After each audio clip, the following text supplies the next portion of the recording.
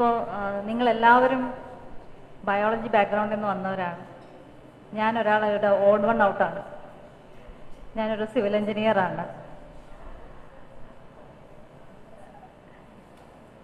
ശരിക്കും പറഞ്ഞാൽ എഞ്ചിനീയറിങ്ങും എക്കോളജിയും രണ്ട് ഓപ്പോസിറ്റ് പാർട്ടുകളാണ് അല്ലേ, നമ്മൾക്ക് അറിയാവുന്നിടത്തോളം. സൈലന്റ് വാലിയിലെ പ്രക്ഷോഭം മുതൽ ഇങ്ങ് വയൽക്കിളി പ്രക്ഷോഭം വരെ എഞ്ചിനീയറിങ്ങും എക്കോളജിയും തമ്മിൽ പോരടിക്കുന്ന കാഴ്ചകളാണ് നമ്മൾ കണ്ടിട്ടുള്ളത് അല്ലേ. അപ്പോൾ ശത്രുപക്ഷത്ത് നിൽക്കുന്നവരാണ് എഞ്ചിനീയറിങ്ങും എക്കോളജിയും. കുറച്ച് പേർക്കെങ്കിലും അങ്ങനെയൊക്കെയാണ് അല്ലേ. അപ്പോൾ അതൊന്ന് ചോദ്യം ചെയ്യണം എന്നുള്ളത് കൊണ്ടും കൂടിയാണ് ഞാൻ ഇന്നിവിടെ വന്നത്. ഓക്കെ, അപ്പോൾ എഞ്ചിനീയറിങ്ങിൽ നമ്മൾക്ക് ഇലക്ട്രിസിറ്റി വേണമെങ്കിൽ നമ്മൾ ഡാം പണിയും. അപ്പോൾ എക്കോളജിയിലുള്ളവർ പറയും ഫോറസ്റ്റ് നശിപ്പിക്കപ്പെടുന്നു, അവിടുത്തെ വൈൽഡ് ലൈഫ് നശിപ്പിക്കപ്പെടുന്നു അല്ലേ. നമുക്ക് ഹൈ റൈസ് ബിൽഡിംഗ് ഉണ്ടാക്കുമ്പോൾ നമുക്ക് സ്ഥലമില്ലാത്തത് കൊണ്ട് വെറ്റ് ലാൻഡ്സ് നമ്മൾ ഡ്രെയിൻ ചെയ്ത് അവിടെ ഫ്ലാറ്റുകൾ പണിയുന്നു. അപ്പോൾ പറയും നമ്മുടെ എക്കോളജി നശിപ്പിക്കപ്പെടുന്നു അല്ലേ. വീണ്ടും നമ്മൾക്കൊരു ഹാർബർ വേണം, നമ്മളുടെ ഡെവലപ്മെന്റ് വേണം, അപ്പം നമ്മൾ ഹാർബർ പണിയും. അപ്പോൾ എഞ്ചിനീയറിംഗ് അവിടെ ആപ്ലിക്കബിൾ ആകും, പക്ഷേ മറൈൻ എക്കോളജി നശിപ്പിക്കപ്പെടുന്നു അല്ലെങ്കിൽ അഫക്റ്റ് ചെയ്യപ്പെടുന്നു എന്ന് നമ്മൾ പറയും.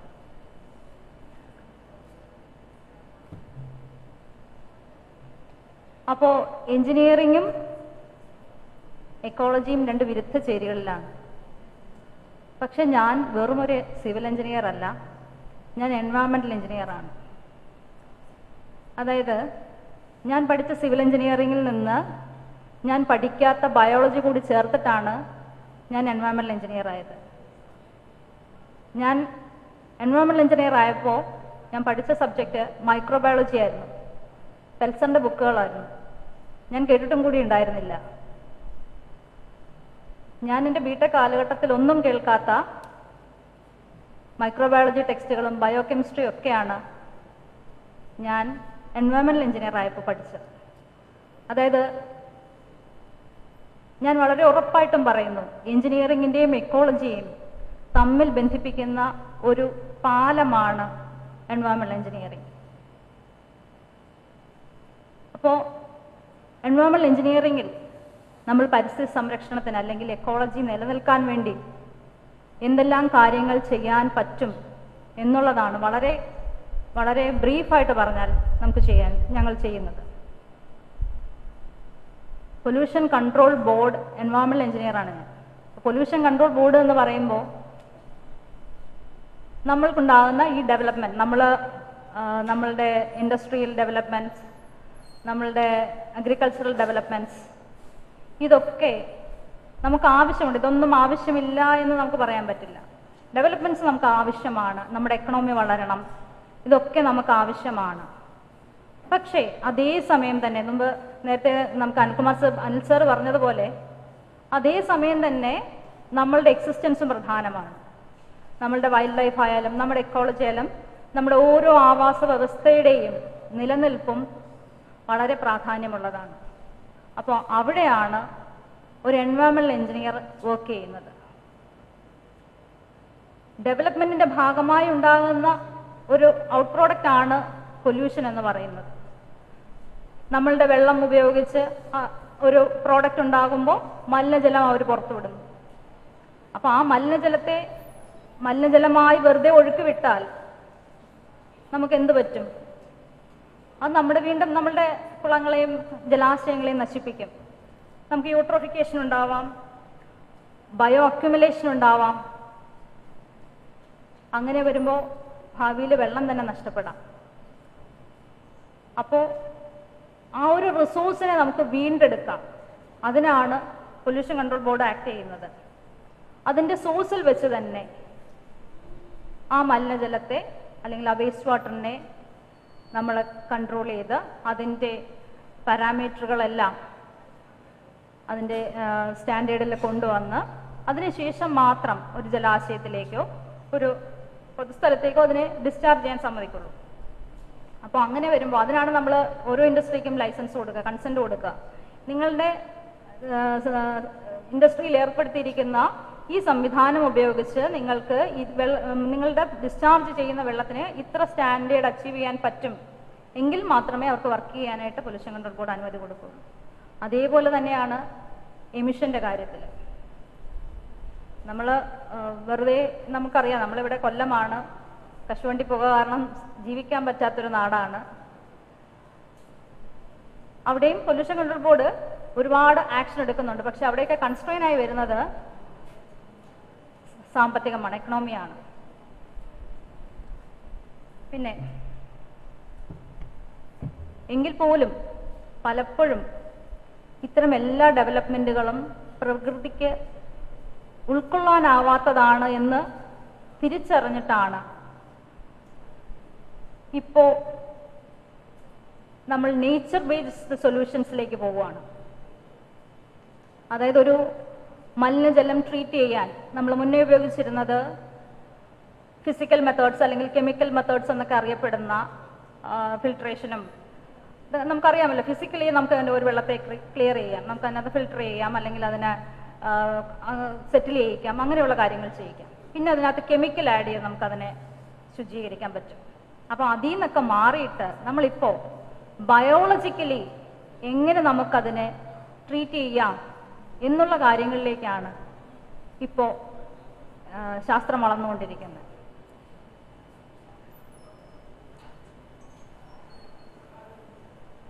ഇപ്പോൾ മലിനജലം നമ്മൾ ക്ലിയർ ചെയ്യുമ്പോൾ നമ്മൾ കൺസ്ട്രക്റ്റഡ് വെറ്റ്ലാൻഡ്സ് മുഖാന്തരമാണ് മലിനജലം ക്ലിയർ ചെയ്യുന്നത്. എനിക്ക് തോന്നുന്നു നിങ്ങൾ കേട്ടിട്ടുണ്ടാവുമായിരിക്കും കൺസ്ട്രക്റ്റഡ് വെറ്റ്ലാൻഡ്സ് എങ്ങനെ വർക്ക് ചെയ്യുന്നു എന്ന്, അല്ലെങ്കിൽ ഫൈറ്റോ റെമഡിയേഷൻ ടെക്നിക്സ് എങ്ങനെ വർക്ക് ചെയ്യുന്നു എന്ന്. ഫൈറ്റോ റെമഡിയേഷനിൽ നമ്മൾ പ്ലാന്റ്സിന്റെ റൂട്ട് വെച്ചിട്ടാണ് ആ വെള്ളം ശുദ്ധീകരിക്കുന്നത്. അല്ലെങ്കിൽ ബയോ റെമഡിയേഷൻ മെത്തേഡ്സ് ഉണ്ട്. മൈക്രോ ഓർഗാനിസത്തിന് ഉപയോഗിച്ച് ഒരു ലാൻഡിൽ അതിൻ്റെ ജൈവ വൈവിധ്യം നമ്മൾ തിരിച്ചു പിടിക്കുന്നത്, അല്ലെങ്കിൽ അതിനെ ബയോളജിക്കലി ആക്റ്റീവ് ആക്കുന്ന ഒരു പ്രക്രിയയാണ് ബയോ റെമഡിയേഷൻ. നമ്മൾ KMMലൊക്കെ ഖനനം ചെയ്തെടുത്ത മണ്ണ് വീണ്ടും ഉപയോഗശൂന്യമായി ഒരു ചെടി പോലും കിളിർക്കാത്ത ഒരവസ്ഥയിൽ എത്തിയപ്പോൾ നമുക്കവിടെ ബയോ റെമഡിയേഷൻ ചെയ്യുന്നതിനുള്ള കാര്യങ്ങളിലേക്കാണ് ബോർഡ് നിർദ്ദേശം വെച്ചത്. അവിടെ നമുക്ക് പിന്നൊരു മാലിന്യം ഉണ്ടാകുന്നില്ല, പിന്നൊരു വേസ്റ്റ് ജനറേറ്റ് ചെയ്യുന്നില്ല. അതേസമയം തന്നെ നമ്മുടെ എക്കോളജി റീകൂപ്പ് ചെയ്യുന്നതോടൊപ്പം തന്നെ നമുക്ക് അവിടെ ഒരു ഡെവലപ്മെന്റ് കൊണ്ടുവരാൻ പറ്റും. അപ്പോൾ അതാണ് പൊല്യൂഷൻ കൺട്രോൾ ബോർഡിന്റെ ഒരു എയിം. പക്ഷെ പൊല്യൂഷൻ കൺട്രോൾ ബോർഡിന് ഇത് ഞാൻ മുമ്പേ പറഞ്ഞല്ലോ, നമ്മൾ എഞ്ചിനീയറിംഗ് ബാക്ക്ഗ്രൗണ്ടിൽ നിന്നാണ്.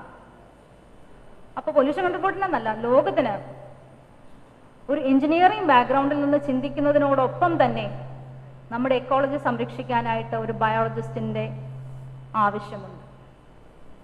അപ്പോൾ അവിടെയാണ് നിങ്ങളെ ഓരോരുത്തരെയും ഞാൻ പ്രതീക്ഷയോടെ നോക്കുന്നത്. നമുക്കറിയാം, നമ്മൾ ബയോളജി പഠിച്ച് നമ്മളൊരു സയന്റിസ്റ്റ് ആകും, അല്ലെങ്കിൽ നേരത്തെ പറഞ്ഞ പോലെ നമ്മൾ ടീച്ചറാകും. അതിനപ്പുറത്ത് ഒരുപാട് മേഖലകൾ എഞ്ചിനീയറിംഗുമായിട്ട് ബന്ധപ്പെട്ട് തന്നെ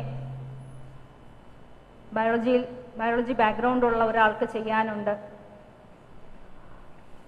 വളരെ ചുരുക്കമായിട്ട് പറഞ്ഞാൽ നമുക്ക് ഒരുപാട് റിസർച്ച് ആക്ടിവിറ്റീസ് ഉണ്ട്. റിസർച്ച് ആക്ടിവിറ്റീസിൽ നമുക്ക് എങ്ങനെ ഒരു കൺസ്ട്രക്റ്റഡ് വെറ്റ്ലാൻഡ് നമ്മൾ ഈ പറയുന്നെങ്കിൽ നമ്മൾ ഈ പറയുന്ന ബയോളജിക്കൽ സിസ്റ്റംസ് നമ്മൾ ഒരു സ്ഥാപനത്തിൽ ഇംപ്ലിമെന്റ് ചെയ്യാൻ ചെല്ലുമ്പോൾ നമുക്കുണ്ടാകുന്ന ഏറ്റവും വലിയ ബുദ്ധിമുട്ട് അവിടുത്തെ സ്പേസ് കൺസ്ട്രെയിൻ ആണ്, സ്ഥലമില്ലായ്മയാണ്. നമുക്ക് എല്ലാവർക്കും അറിയാം, നമുക്ക് സ്ഥലം വളരെ പരിമിതമായിക്കൊണ്ടിരിക്കുന്ന കാലമാണ്.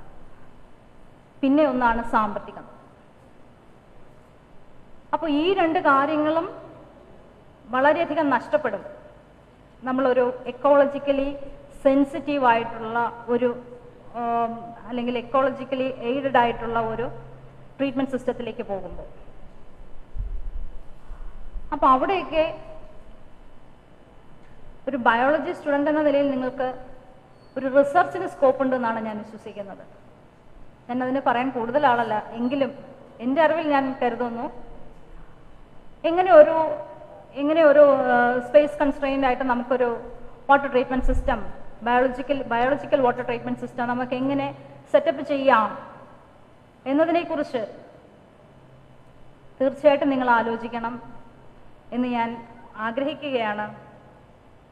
അതുപോലെ തന്നെ നേരത്തെ സാർ പറഞ്ഞതുപോലെ, അൻസർ പറഞ്ഞതുപോലെ, നമ്മളുടെ എക്കോസിസ്റ്റത്തെ റിസ്റ്റോർ ചെയ്യാൻ നമുക്ക് എന്തെല്ലാം ചെയ്യാൻ പറ്റും? ഇപ്പോൾ ഏറെ പ്രത്യേകിച്ച് പറഞ്ഞാൽ നമ്മുടെ അഷ്ടമുടി കായൽ കൊല്ലത്തിൻ്റെ ഒരു അഭിമാനമാണ്. കൊല്ലം ജില്ലയെന്ന് പറയുന്നതിൻ്റെ വലിയൊരു ഭാഗം അഷ്ടമുടി കായലാണ്. പക്ഷെ അഷ്ടമുടി കായലാണ് ഏറ്റവും കൂടുതൽ മാലിന്യമാക്കപ്പെടുന്നത്. നിങ്ങൾക്ക് എല്ലാവർക്കും അറിയാമായിരിക്കും കുരീപ്പുഴ ഒരു വലിയ ചവറ് കൂന ഉണ്ടായിരുന്നത്. ആ ചവറ് കൂനയിൽ നിന്ന് നമ്മൾ സെഗ്രിഗേറ്റ് ചെയ്യാത്ത മാലിന്യങ്ങൾ വെറുതെ കൊണ്ട് ഡംപ് ചെയ്തുകൊണ്ടിരുന്ന ഒരു സ്ഥലമാണ്. അവിടെ 2021 ബയോ റെമഡിയേഷൻ ചെയ്ത് ഓരോ മാലിന്യവും അതിൽ നിന്ന് അരിച്ച് മാറ്റി, അതിനകത്തുനിന്ന് ഒരു തുണിക്കഷ്ണമാണെങ്കിൽ അല്ലെങ്കിൽ ഒരു റബ്ബർ കഷ്ണമാണെങ്കിൽ അതിൽ നിന്നൊരു മുട്ടസൂചി വരെ അരിച്ച് മാറ്റി ഒരു 16 ഏക്കർ സ്ഥലമായിരുന്നു. അത്രയും ഏക്കർ സ്ഥലത്തുനിന്ന് ഇപ്പോൾ നിങ്ങൾ അവിടെ പോയി നോക്കണം, അവിടെ ജമന്തിപ്പൂ പാടമാണ്. മനസ്സിലായി? അത്ര മനോഹരമാക്കി. പക്ഷെ അത് നമുക്കൊരു വർഷത്തെ അധ്വാനം വേണ്ടി വന്നു. പിന്നെ അവിടുന്ന് നമ്മളിങ്ങോട്ട് നമ്മളുടെ പ്ലാസ്റ്റിക് റിഡക്ഷന് വേണ്ടിയിട്ടുള്ള ഒട്ടനവധി പ്രവർത്തനങ്ങൾ ചെയ്തു വന്നു. അതിലേറ്റവും പ്രധാനമാണ് സിംഗിൾ യൂസ് പ്ലാസ്റ്റിക് നിരോധനം. ഒറ്റത്തവണ ഉപയോഗിക്കുന്ന പ്ലാസ്റ്റിക്കിനെതിരല്ല, പക്ഷേ ഒറ്റത്തവണ നമ്മൾ ഉപയോഗിച്ച് കളയുന്ന പ്ലാസ്റ്റിക് നമ്മൾ ഉപേക്ഷിക്കണം. ഇപ്പോൾ നമ്മൾ ഉപയോഗിക്കുന്ന പല കാര്യങ്ങളും, നമ്മളുടെ ബാഗോ ചെരുപ്പോ നമ്മളുടെ പേന, ഇതൊക്കെ നമുക്ക് പ്ലാസ്റ്റിക്കാണ്. നമുക്ക് ആവശ്യമാണ് പ്ലാസ്റ്റിക് നമുക്ക് ഒഴിവാക്കിയിട്ടൊരു ജീവിതം ആധുനിക കാലത്ത് നമുക്ക് ചിന്തിക്കാൻ പറ്റില്ല. പക്ഷെ നമുക്ക് പ്ലാസ്റ്റിക്കിനെ ഒഴിവാക്കാൻ പറ്റും, പ്ലാസ്റ്റിക്കിനെ വലിച്ചെറിയാതിരിക്കാൻ പറ്റും. അതിനുള്ള സംവിധാനങ്ങൾ ഇപ്പോൾ ഏർപ്പെടുത്തിയിട്ടുണ്ട്. അപ്പോൾ തീർച്ചയായിട്ടും അവയൊക്കെ ഉപയോഗപ്പെടുത്തുക. നേരത്തെ ഒരു സാറ് പറഞ്ഞു, അപ്പുറത്തെ വീട്ടിലെ ആൾക്കാർ പ്ലാസ്റ്റിക് കത്തിക്കുന്നു. പ്ലാസ്റ്റിക് കത്തിക്കരുത് എന്ന് പറയാൻ പറ്റില്ലാത്തത് കൊണ്ട് അത് കത്തിച്ചു കഴിഞ്ഞ് വെള്ളം ഒഴിക്കണം എന്ന് പറഞ്ഞു. അങ്ങനെയല്ല, പ്ലാസ്റ്റിക് കത്തിക്കരുത് എന്ന് തന്നെയാണ് നിയമം. പ്ലാസ്റ്റിക് കത്തിച്ചാൽ നിങ്ങൾക്ക് നിങ്ങളുടെ അടുത്തുള്ള ലോക്കൽ ബോഡി എവിടെയാണോ, ഏത് പഞ്ചായത്താണോ കോർപ്പറേഷനാണോ, നിങ്ങൾക്ക് അവിടെ പരാതിപ്പെടാം. അവർക്കതിൽ നടപടിയെടുക്കാം. ഇനി ഇതൊന്നും പറ്റിയില്ലെങ്കിൽ നിങ്ങൾ അതിൻ്റെ ഫോട്ടോ എടുത്ത് ഒരു വാട്സപ്പ് നമ്പർ ഉണ്ട്, ആ നമ്പറിൽ നിങ്ങൾ അയച്ചു കൊടുത്താൽ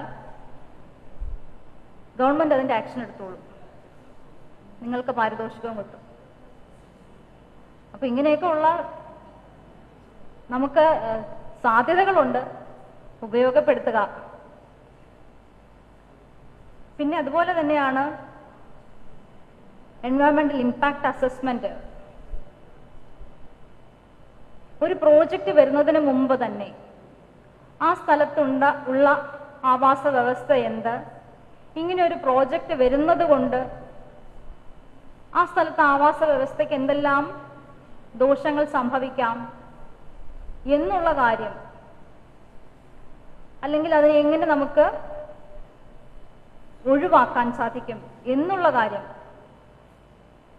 നമ്മൾ അസസ് ചെയ്യും. അതാണ് എൻവയോൺമെന്റൽ ഇമ്പാക്ട് അസസ്മെന്റ് അല്ലെങ്കിൽ എക്കോളജി ഇമ്പാക്ട് അസസ്മെന്റ്.